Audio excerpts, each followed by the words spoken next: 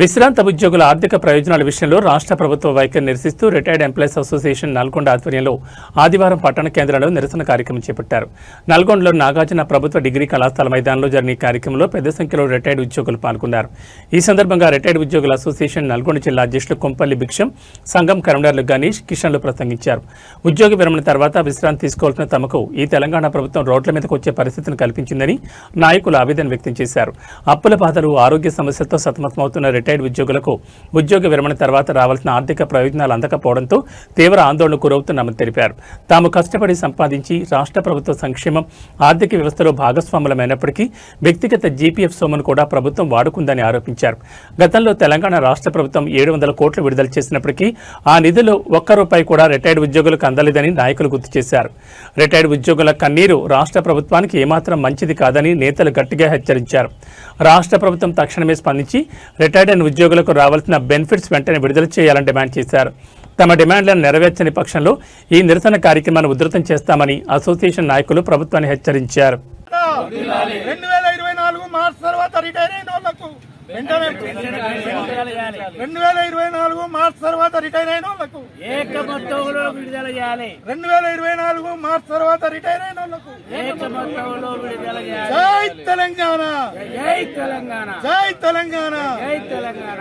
ప్రభుత్వ నిరంకుశ వైఖరి నశించాలి, ప్రభుత్వ నిరంకుశ వైఖరి నశించాలి, ముఖ్యమంత్రి గారి నిరంకుశ వైఖరి నశించాలి, ముఖ్యమంత్రి గారి నిరంకుశ వైఖరి నశించాలి. స్పష్టమైన ప్రకటన చేయాలి, స్పష్టమైన ప్రకటన చేయాలి, స్పష్టమైన ప్రకటన చేయాలి. జై తెలంగాణ. 2024 మార్చి తర్వాత రిటైర్ అయిన వాళ్లకు ఎలాంటి రూపాయి లేకుండా మీరు 18-20 నెలల నుంచి కాలయాపన చేస్తున్నారు ఈ ముఖ్యమంత్రి గారు. మరి ఇది మనకు భావ్యమైన ఒక ముఖ్యమంత్రి అంటే ఒక ఇంటి పెద్ద అన్నట్టు. సంక్షేమ పథకాలు ఎవరిని నేను ఆపి ఇవ్వను అని అంటున్నారు. మరి ఎంప్లాయీస్ సంక్షేమంలో లేరా? మీ ప్రజలు గారా, తెలంగాణ ప్రజలు గారా అని ప్రశ్నిస్తున్నా. ఇది కరెక్ట్ కాదు. ఇంకోటి, జేఏసీ నాయకులు కేవలం పైరువీలకు అలవాటు పడి ఒక మన ఉద్యోగ మిత్రులకు అందరికీ మోసం చేస్తున్నారని తెలియజేస్తున్నా. కనీసం డిఏ లేదు, పిఆర్సీ లేదు, ఇలాంటివేమీ అడగకుండా పనికిరాని ముచ్చట్లు పైరువీలకు అలవాటు పడి ఆ ఛాంబర్లో కూర్చొని ఛాయ్ తాగి వచ్చి సానుకూలంగా స్పందించారు. నిన్నో రేపో ప్రకటన చేస్తారు అని మీరు మభ్యపెడుతున్నారు ఈ ఎంప్లాయీస్కు. వీళ్ళందరికీ తెలుసు మీరు మభ్యపెడుతున్నారని. మీరు కూడా ఎంబడే తన తప్పును సరి చేసుకొని మా యొక్క 2024 తర్వాత రిటైర్ అయిన వాళ్ళ బెనిఫిట్స్ ఏక మొత్తంలో విడుదల చేయాలని కోరుతున్నా. ఇంకోటి, మా కోర్టుకు వెళ్తున్నారు చాలా మంది, 26 మంది తెలంగాణ ప్రజలు రిటైర్ ఎంప్లాయీస్ మాత్రం చనిపోయారండి. ఈ పుణ్యం మాత్రం ముఖ్యమంత్రి గారికి, జేఏసీ నాయకులకు, వీళ్ళకే దక్కుద్దని నేను తెలియజేస్తున్నా. ఇంకోటి, మనకు ఈ కోర్టుకు పోయినా ఫలితం లేకుండా చూశాను. గౌరవ ముఖ్యమంత్రి చంద్రబాబు నాయుడు, మీ గురువు గారే కదా ముఖ్యమంత్రి గారు, నీ ముఖ్యమంత్రి గురువు గారే కదా చంద్రబాబు నాయుడు.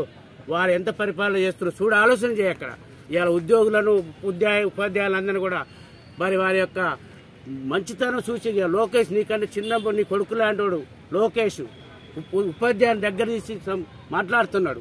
మరి మీకెందుకు ఇక్కడ చలనం అవుతలేదు చెప్పి మేము ఆలోచిస్తా ఉన్నాం. ఇవాళ బాధకరం, ఇవాళ డిఏ ప్రకటించాడు అక్కడ చంద్రబాబు నాయుడు. ఇవాళ వరకు నీకు గతి లేదు, ముతి లేదు ఇక్కడ. మరి ఇప్పుడు కమిటీ చేసి 2 సంవత్సరాలు అయిపోయింది. పిఆర్సీ కమిటీ చేసి 2 సంవత్సరాలు. ఈ జేఏసీ వాళ్ళు ఏం చేస్తున్నారు అర్థమవుతుంది. హెల్త్ కార్డు అంటాడు, వాళ్ళకు ఏది రిటైర్ మన సస్పెండ్ అయిన 16 మంది పోస్టింగ్ చేయాలని చెప్తారు. నీకు పిఆర్సీ మీద సోయలేదా జేఏసీ నాయకులకు అర్థం అడుగుతా ఉన్నా నేను. జగదీష్ గారు, శ్రీనివాసరావు గారు, సోయి లేదా మీకు? 2 సంవత్సరాలు అయిపోయింది పిఆర్సీ కమిటీ 2 సంవత్సరాలు అయింది. పిఆర్సీ కమిటీ సోయి లేకుండా మాట్లాడుతున్నావు. మరి ఆలోచన చేయి. ఇవాళ ఏదో మభ్య పెట్టి ఏదో ముఖ్యమంత్రి పిలిచి ఛాంబర్లో కూర్చొని మాట్లాడేంత మాత్రం బయటకు వచ్చి ముఖ్యమంత్రి గారు మంచి సానుకూలంగా అంటే ఇక్కడ సంతోషపడి సంకలు కొట్టడం వాళ్ళు లేరు. కాబట్టి దయచేసి చెప్తా ఉన్నాం, హెచ్చరిస్తా ఉన్నాం. ఇది ఖబర్దారని చెప్తా ఉన్నాం. మేము జేఏసీ గారికి, జేఏసీ కమిటీకి చెప్తా ఉన్నాం. ఇవాళ తెలంగాణలో ప్రతి కింది స్థాయి వారి ఉద్యోగులు ఆవేదనలో ఉన్నారు, ఆలోచనలో ఉన్నారు, ఆలోచన పడ్డారు. కాబట్టి దయచేసి మీరు ఇమ్మీడియట్లీగా మరి చేసి మరి తెలంగాణ జేఏసీ అంటే తెలంగాణ ఉద్యోగుల జేఏసీగా మీరు మీకు గవర్నమెంట్ కాడిపై ముఖ్యమంత్రి గారిపై ఈ సమస్యలు పరిష్కరించడానికి మరి రిటైర్మెంట్ ఉద్యోగుల యొక్క ఆవేదన బాధను కూడా దృష్టిలో పెట్టుకొని మీరు కమిటీలో మాట్లాడవలసిందిగా మీకు కూడా కోరుతా ఉన్నా. ఇవాళ గౌరవ ముఖ్యమంత్రి గారు